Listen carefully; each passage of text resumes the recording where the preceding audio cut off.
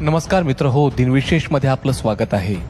आज आपण जाणून घेणार आहोत नेमका पुणे करार म्हणजे काय, काय होता हा पुणे करार, कोणत्या अटी होत्या आणि त्या कोणी मान्य केल्या. भारतातल्या दोन तत्कालीन दिग्गज नेत्यांच्या मध्ये एकाच मुद्द्यावर सुरू झालेलं हे रणकंदन कसं संपलं याविषयी आपण सविस्तर माहिती घेणार आहोत. डॉक्टर बाबासाहेब आंबेडकर आणि महात्मा गांधी यांच्या दरम्यान झालेला हा पुणे करार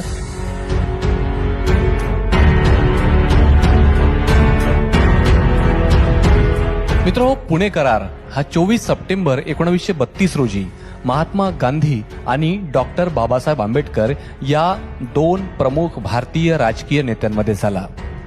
दलितांना स्वतंत्र मतदारसंघाऐवजी सर्व प्रांतांमध्ये सर्वसाधारण मतदारसंघात लोकसंख्येच्या प्रमाणात जागा द्याव्यात हा त्यांचा मुख्य मुद्दा होता.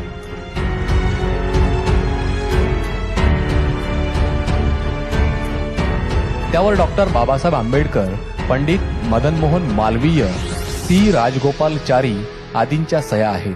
हा करार पुणे करार या नावाने ओळखला जातो.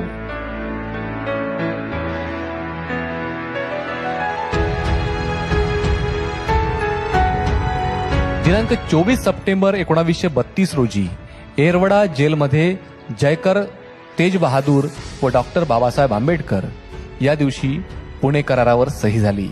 करारनाम्याच्या अटी. पुणे करारातील अटी याप्रमाणे: नंबर 1, प्रांतिक विधानसभेत साधारण निवडणूक क्षेत्रातील जागांपैकी दलित वर्गासाठी 148 राखीव जागा ठेवण्यात येतील. राखीव जागांची प्रांतानुसार विभागणी याप्रमाणे: मद्रास 30 जागा, बॉम्बे आणि सिंध 15 जागा, पंजाब 8 जागा, बिहार आणि ओरिसा 18 जागा, मध्य प्रांत 20 जागा, आसाम 7 जागा, बंगाल 30 आणि संयुक्त प्रांत 20, एकूण 148. या जागांची निवडणूक संयुक्त पद्धतीद्वारे केली जाईल. जसे दलित वर्गाचे सर्व सदस्य ज्यांची नावे त्या निवडणूक क्षेत्राच्या यादीमध्ये नोंदवलेली असतील त्यांचे एक मंडळ नेमणूक करून बनविले जाईल, जे प्रत्येक राखीव जागेसाठी दलित वर्गातील 4 उमेदवारांचे पॅनल निवडेल.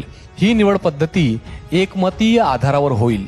अशा प्राथमिक निवडीमध्ये ज्या 4 सदस्यांना सर्वाधिक मते मिळतील ते साधारण निवडणूक क्षेत्राचे उमेदवार समजले जातील. मुद्दा क्रमांक 3, केंद्रीय कार्यकारिणीमध्ये दलित वर्गाचे प्रतिनिधित्व वरील 2 प्रकारे होईल. नंबर 4, केंद्रीय कार्यकारिणीमध्ये दलित वर्गाच्या राखीव जागांची संख्या 18% असेल. मुद्दा क्रमांक 5, उमेदवारांच्या पॅनलच्या प्राथमिक निवडीची व्यवस्था पहिल्या 10 वर्षानंतर समाप्त होईल. दोन्ही पक्षाच्या आपापसातील संमतीने त्या कालावधीपूर्वी देखील समाप्त केला जाऊ शकतो. कलम 6, प्रांतीय व केंद्रीय कार्यकारिणीत दलितांच्या जागांचे प्रतिनिधित्व जसे 1 व 4 मध्ये दिले आहे तोपर्यंत अंमलात येईल, जोपर्यंत दोन्हीही संबंधित पक्षाद्वारे आपापसात समझोता होऊन त्यास हटविण्यासाठी निर्णय घेतला जाईल. कलम क्रमांक 7, केंद्रीय व प्रांतिक कार्यकारिणीच्या निवडणुकीसाठी दलितांच्या मतदानाचा अधिकार लेथियन कमिटीच्या अहवालाप्रमाणे असेल. कलम क्रमांक 8, दलित वर्गाच्या प्रतिनिधींना स्थानिक निवडणुका व सरकारी नोकरीत अस्पृश्य असल्याने अयोग्य ठरविले जाता कामा नये.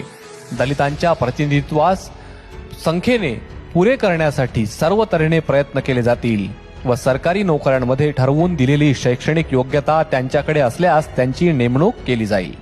कलम क्रमांक 9, सर्व प्रांतात शैक्षणिक अनुदान देऊन दलितांच्या मुलाबाळांसाठी शैक्षणिक सोयी पुरविल्या जातील. त्यासाठी योग्य त्या रकमेची तरतूद केली जाईल.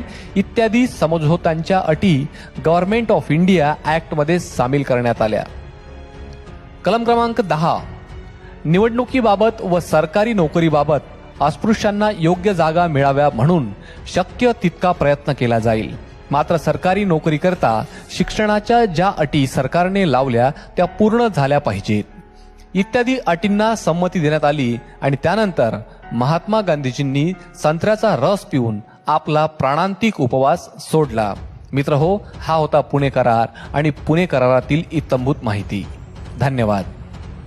सबस्क्राईब करा दिनविशेष चॅनलला आणि प्रेस करा घंटीचं बटन.